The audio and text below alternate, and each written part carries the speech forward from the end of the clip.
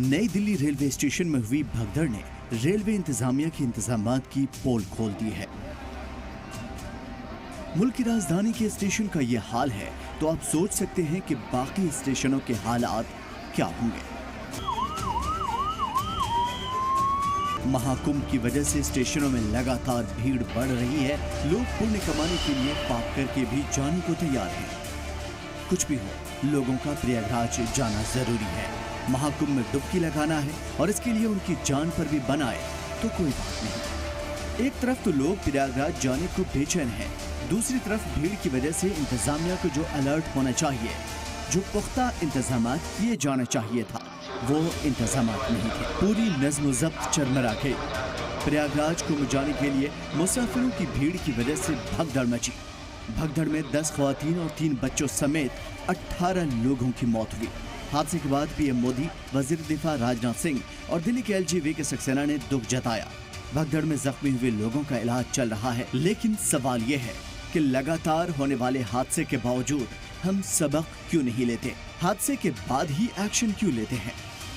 Delhi crowd आ रहा है। Delhi railways and RPF and GRP इस सिचुएशन को हैंडल कर रही है लास्ट एक महीने से। बट आज का जो दिन था उसमें जो कुछ ऐसा स्पेस एंड टाइम के बीच में ट्रेन्स का मिसमैच होने के रीजन से अभी हॉस्पिटल से कंफर्म होगा तो हम अपडेट करेंगे। अभी सिचुएशन इज अंडर कंट्रोल।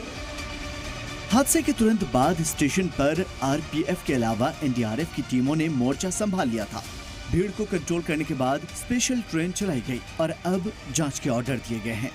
वहीं भगदड़ पर सीपीआरओ हिमांशु उपाध्याय ने इसकी वजहों के बारे में बताया। कहा कि सीढ़ियों पर फिसलन की वजह से भगदड़ मची। मामले में हाई लेवल की जांच की जा रही है। नई दिल्ली रेलवे स्टेशन के प्लेटफॉर्म 14-15 के आसपास की बात है। प्लेटफॉर्म नंबर 14 पर पटना जाने वाली मगध एक्सप्रेस खड़ी थी और प्लेटफॉर्म 15 पर जम्मू जाने वाली उत्तर संपर्क क्रांति खड़ी थी। इसी बीच फुटओवर ब्रिज से जो सीढ़ियाँ प्लेटफॉर्म 14-15 के आइलैंड की तरफ आती हैं, उसी में से उसी सीढ़ियों से आ रहे पैसेंजर का पैर स्लिप हुआ, जिसके चलते उसके पीछे जो पैसेंजर आ रहे थे वो उन्हीं के ऊपर फिर इसका शिकार हो गया इसका, और ये दुखद घटना हुई।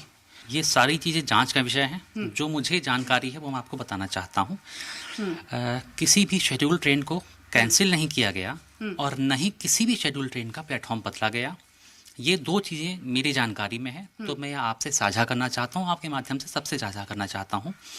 बाकी और डिटेल्ड क्या हुआ, कैसे हुआ, क्या चीज़ें थी, क्या नहीं थी, इन हर चीज़ की टेक्निकल प्रैक्टिकल एस्पेक्ट की जांच कमेटी कर रही है और कमेटी ने अपना काम शुरू कर दिया। दरअसल 2 वीकेंड से कुंभ जाने वालों की भीड़ बढ़ती जा रही है। स्टेशन एडमिनिस्ट्रेशन ने कोई कंट्रोल रूम नहीं बनाया। शनिचर को भी शाम 7 बजे भीड़ बढ़ने लगी थी, पर किसी ने ध्यान नहीं दिया और जब हालात बेकाबू हो गए तो नतीजा आपके सामने है। ब्यूरो रिपोर्ट, सलाम टीवी।